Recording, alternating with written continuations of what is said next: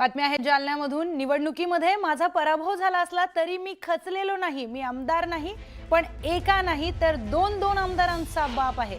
सरकार माझं आहे आणि जालन्याच्या विकासासाठी जितका निधी लागेल तितका खेचून आणण्याची धमक माझ्यात आहे, अशा शब्दांमध्ये भाजपचे ज्येष्ठ नेते रावसाहेब दानवे यांनी विरोधकांना ठणकावून सांगितलंय।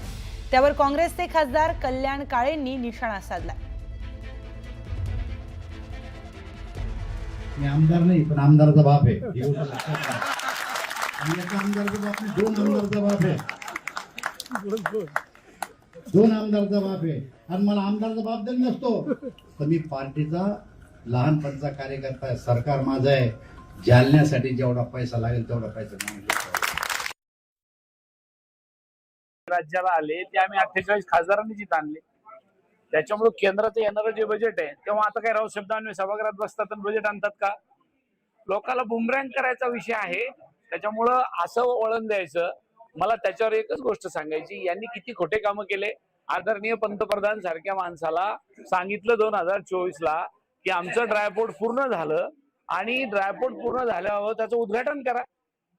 मोदीजीने पण त्याचं उद्घाटन केलं, अजूनही ड्रायपोर्ट चालू झालं नाही।